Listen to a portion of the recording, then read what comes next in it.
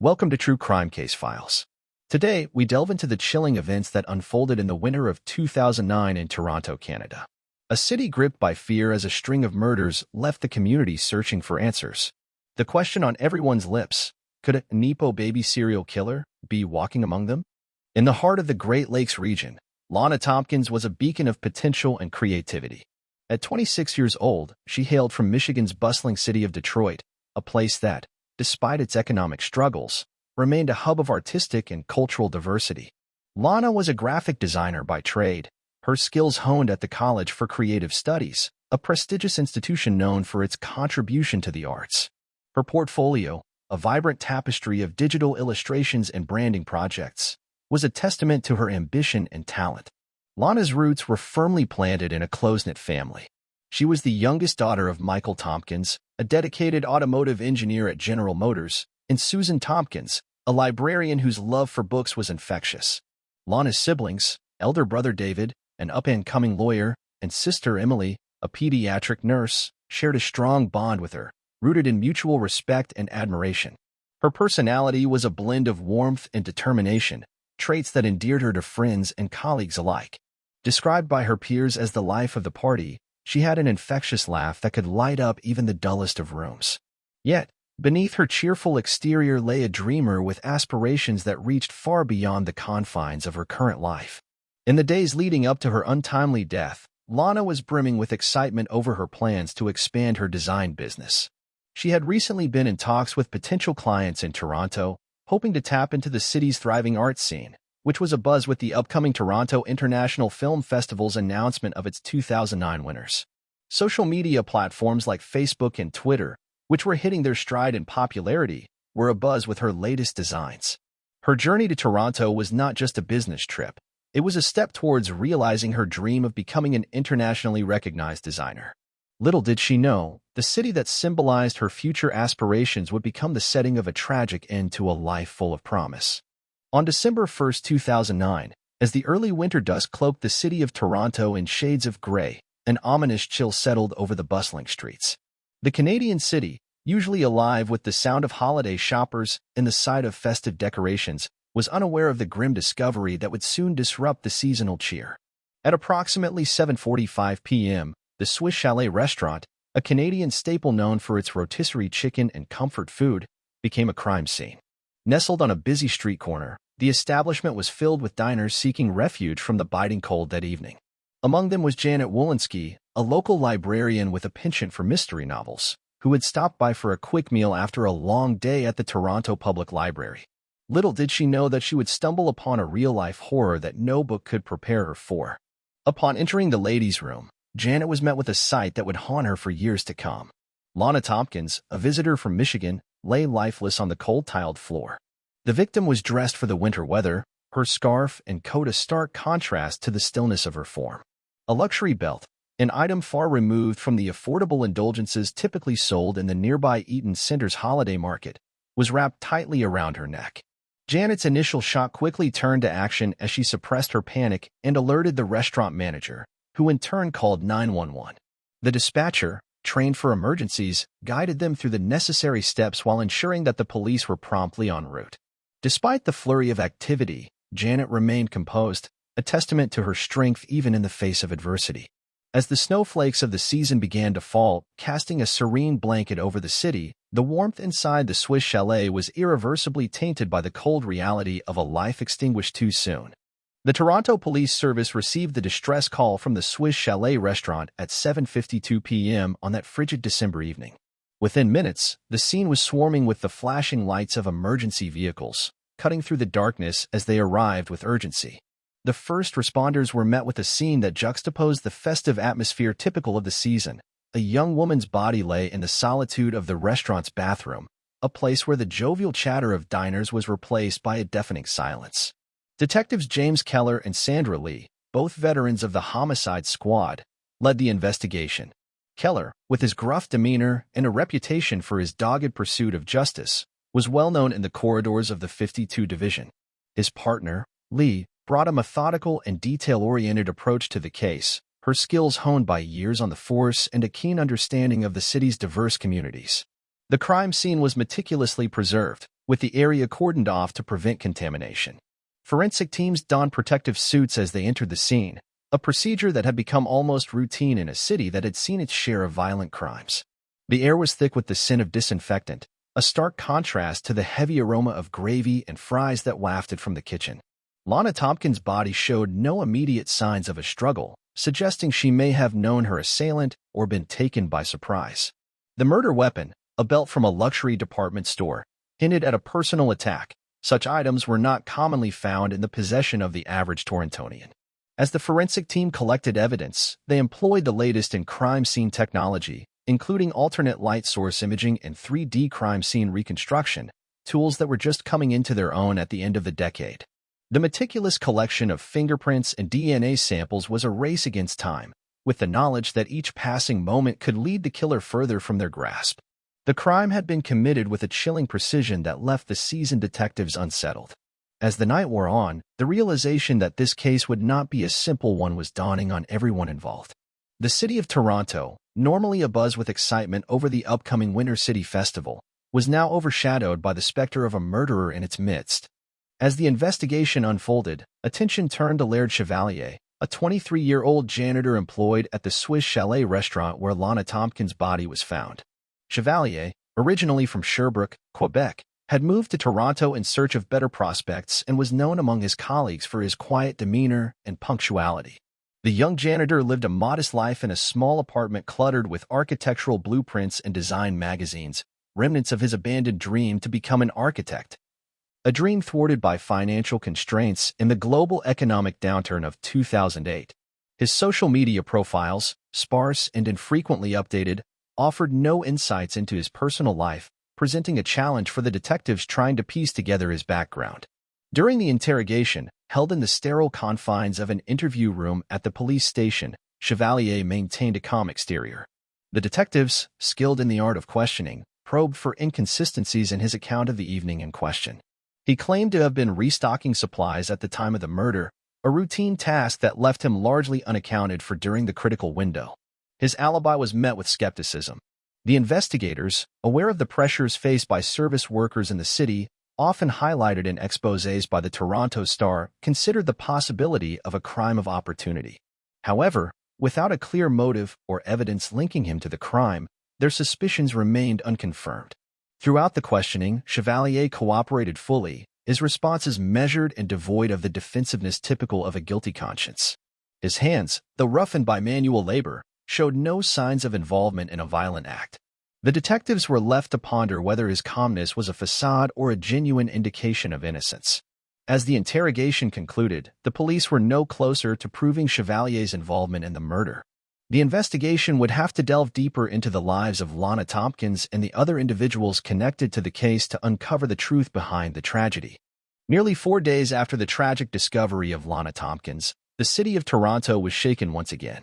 On December 5, 2009, Robin Kwan, an 18-year-old high school student, was found dead in the bathroom of a Canadian Tire store on Yonge Street, a bustling retail hub especially crowded during the holiday season. Like Lana, Robin was strangled with a belt that seemed out of place amidst the rows of automotive parts and home essentials, a belt that, upon further investigation, was traced to the same luxury department store chain. Robin, a recent immigrant from Hong Kong, had moved to Canada with her parents in hopes of a better future. She was described by her classmates at Jarvis Collegiate Institute as a bright and ambitious student, her dreams of studying medicine at the University of Toronto driving her to excel academically.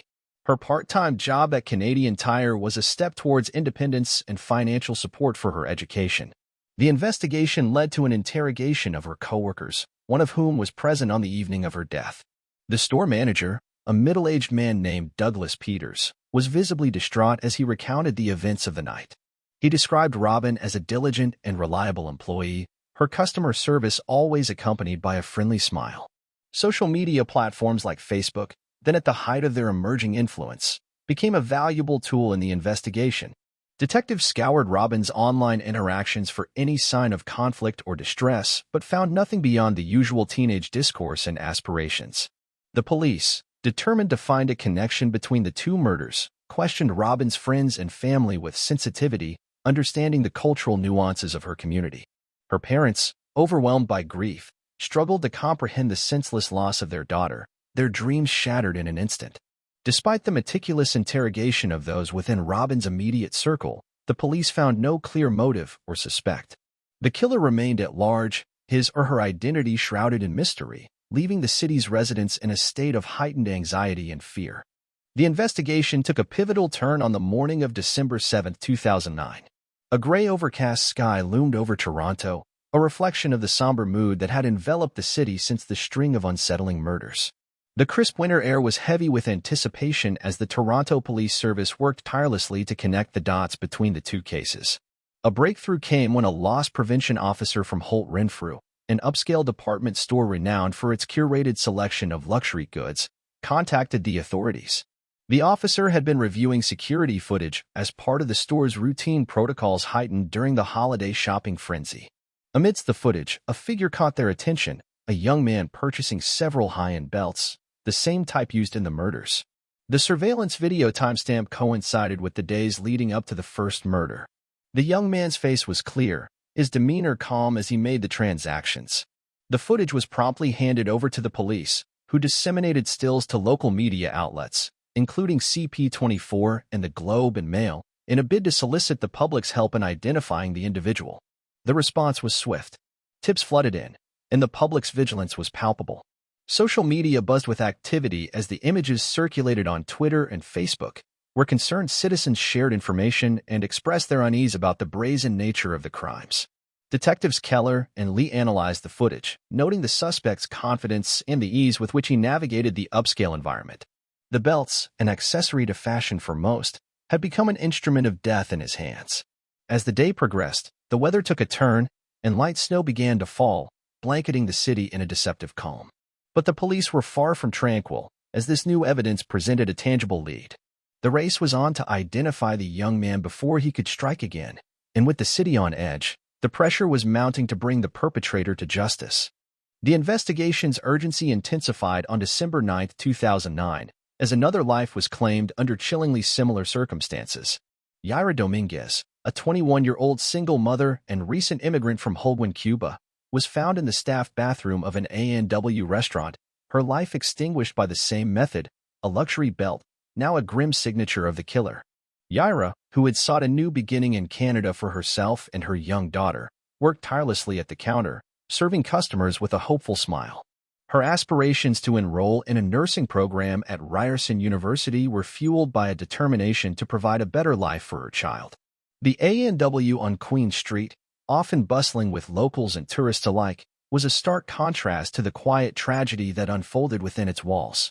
The police, now grappling with a serial killer, focused their investigation on the individual captured in the Holt Renfrew security footage.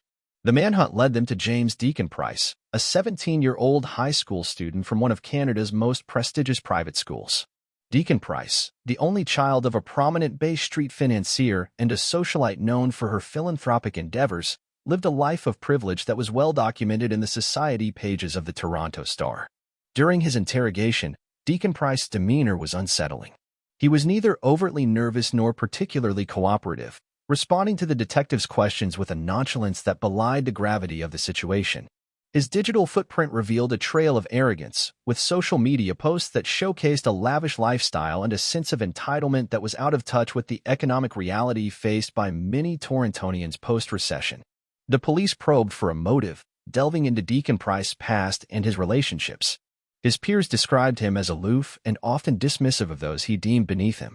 Yet, there was no clear reason why he would target victims like Lana, Robin, and Yaira, women who were strangers to him, each battling their own struggles and chasing their dreams in a city that promised opportunity. As the interrogation continued, the detectives were left to ponder whether Deacon Price's actions were the result of a deeply rooted pathology or a perverse desire to exert control over the vulnerable. The answers, however, remained just out of reach, leaving the investigators to piece together the puzzle of a young man's descent into darkness. Amidst the backdrop of a snow-dusted Toronto, a narrative of privilege and malice began to unfold. By mid-December 2009, the city, usually preoccupied with the festive spirit and the recent Grey Cup victory of the Montreal Alouettes, found its attention riveted on a series of brutal murders. The common thread, a luxury belt used as a garrote, led investigators to James Deacon Price, a 17-year-old student from a prestigious private school. Deacon Price, the progeny of wealth and status, stood in stark contrast to his victims, women striving for betterment amidst the economic aftershocks that continued to reverberate from the 2008 financial crisis. His life, documented in the society pages and on nascent social media platforms, was punctuated by galas and exclusive events, a stark departure from the everyday struggles of Lana Tompkins, Robin Kwan, and Yaira Dominguez. The investigation revealed a chilling portrait of the young man. Despite his seemingly idyllic upbringing, Deacon Price harbored a morbid curiosity. His internet history, scrutinized by cybercrime specialists, unveiled a fascination with the macabre and the mechanics of death, a digital trail that added a layer of complexity to the case. In a coldly calculated manner, Deacon Price had sought out his victims, each selected with a predator's precision. The belts, purchased from high-end retail stores like Holt Renfrew, were not just tools but trophies, selected to satisfy a twisted desire for power and control. It was a desire he confessed to during interrogation, stating with chilling detachment that he wanted to know what it felt like to end a life. The motive, as articulated by Deacon Price, was as banal as it was horrifying: a quest for sensation, an experiment in mortality, devoid of any personal vendetta against the victims. He believed his affluent background made him untouchable, a belief that would soon be disproven by the weight of evidence against him. As the pieces of the puzzle fell into place, the detectives faced the daunting task of proving Deacon Price's guilt beyond a reasonable doubt. The city watched, its collective breath held, as the wheels of justice began to turn against a young man who had stepped far beyond the bounds of society's norms. The morning of December 11, 2009, dawned with a brittle clarity over Toronto, the city's iconic CN Tower piercing a sky of unbroken blue. The metropolitan area was still reeling from the revelations surrounding the high-profile case that had dominated headlines in the Globe and Mail and the incessant chatter on talk radio stations like CFOB. The Toronto Police Service, armed with incontrovertible evidence and a confession, prepared to make an arrest that would resonate through the corridors of power in the city. In the affluent neighborhood where James Deacon Price resided, opulent homes were adorned with tasteful Christmas decorations, a stark contrast to the somber task at hand. The young suspect, heir to a family legacy of wealth and influence, was apprehended at his family's stately residence, a place that had been featured in the glossy pages of Toronto Life magazine. The arrest was executed with precision, the culmination of countless hours of investigation by a task force determined to see justice served. Detectives Keller and Lee, accompanied by uniformed officers, approached the Deacon Price home as the first light of day reflected off the freshly fallen snow. The suspect, confronted with the reality of his situation, displayed a flicker of surprise before his expression settled into one of resigned acceptance. The reaction of Deacon Price, who had so cavalierly confessed to his heinous acts, was one of detached acknowledgement, a far cry from the arrogance he had exhibited in his online persona and in the interrogation room. As he was led away in handcuffs, the gravity of his fate seemed to settle upon him, a stark departure from the invulnerability he had once assumed. Meanwhile, the families of the victims, who had been notified of the impending arrest, experienced a tumult of emotions. Relief mingled with sorrow, the reality that nothing could bring back their loved ones setting in. The arrest, while a closure of sorts, was also a reminder of the gaping wounds left by the loss of Lana, Robin, and Yaira. As the news of the arrest spread, the city of Toronto breathed a collective sigh of relief. The imminent threat was contained, but the scars left by the actions of James Deacon Price would linger in the city's collective memory for years to come.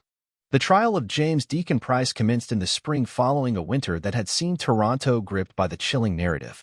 The old City Hall Courthouse, a Romanesque revival building that had stood as a symbol of justice since the late 1800s, was the stage for a legal battle that would capture the attention of the nation.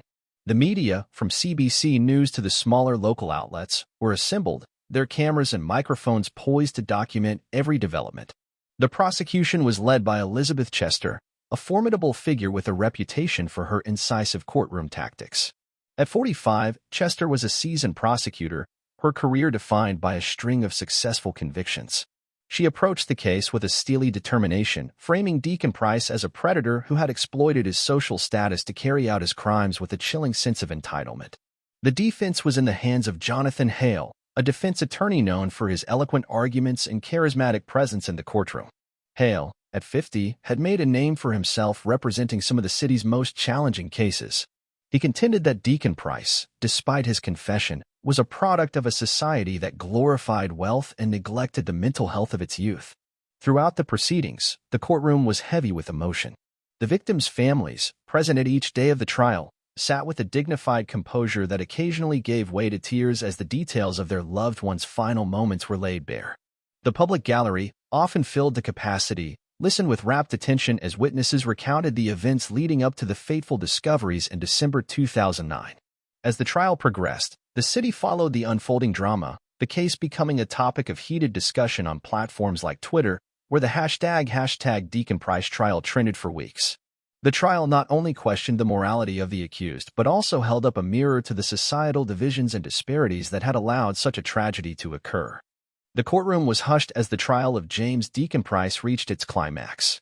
After weeks of intense deliberations and testimonies that had been scrutinized by legal experts and armchair analysts alike on forums and in the comment sections of the Toronto Sun, the moment of reckoning had arrived. The city, still under the shadow of the atrocities, awaited justice for Lana, Robin, and Yaira. Elizabeth Chester, her arguments grounded in the stark reality of the evidence, had painted a portrait of a remorseless killer in Deacon Price. The defense, led by Jonathan Hale, had sought to humanize the accused, emphasizing his youth and the psychological complexities that may have led to his actions. The jury, faced with the weight of their civic duty, retreated to consider the fate of the young man whose privileged life had taken such a dark turn. The verdict was delivered on a day that saw the streets of Toronto bustling with the usual cadence of city life, the conversations of passers-by punctuated by the latest hits playing from the storefronts of HMV and Virgin Megastore. Guilty on all counts, the words echoed through the courtroom, a solemn affirmation of the justice system's resolve. Sentencing followed, the judge imposing a life sentence without the possibility of parole for 25 years. The punishment, while severe, sparked debate across the city's diverse neighborhoods and in the opinion columns of the Globe and Mail. Some argued that the sentence was too lenient for the gravity of the crimes, while others pondered the effectiveness of retribution over rehabilitation. For the victims' families, the sentencing brought a measure of closure, though the verdict could not fill the void left by their loss. Their reactions were a blend of relief and sorrow, a complex tapestry of emotions that reflected the irrevocable impact of the crimes. The verdict's ripple effects extended beyond the courtroom, igniting conversations about the societal implications of the case and the nature of justice. As the city moved forward, the legacy of the trial remained, a stark reminder of the fragility of life and the profound consequences of one individual's actions. The conclusion of the trial marked a new chapter for the city of Toronto. As the winter of 2009 became a memory and the cityscape bloomed with the arrival of spring, the community sought to rebuild and find a sense of normalcy after the harrowing events that had unfolded. The bustling streets, once the backdrop for a narrative of horror, slowly returned to their former rhythm, the vibrant pulse of Canada's largest city undiminished. The families of Lana Tompkins, Robin Kwan, and Yaira Dominguez faced the daunting task of moving forward without their loved ones. Their grief was a private affair, each finding solace in different ways, some through advocacy and speaking out against violence, others in the quiet remembrance of the lives so cruelly taken. The pain of loss was a constant companion, but so too was the strength they found in their communities and in each other. Detectives Keller and Lee, the faces of the investigation, received commendations for their work. Yet the accolades did little to erase the images and testimonies that would linger in their minds long after the case was closed. They continued their service, their resolve strengthened by the knowledge that their efforts had brought a measure of justice to the bereaved. As for James Deacon Price, his conviction and subsequent incarceration became the subject of continued media interest. True crime podcasts and television specials analyzed every facet of the case, from his privileged upbringing to the psychological profile that emerged during the trial.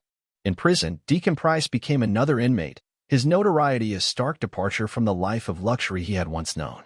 The broader community grappled with the implications of the case, discussions about mental health, societal privilege, and the criminal justice system taking center stage in university lectures and coffee shop debates.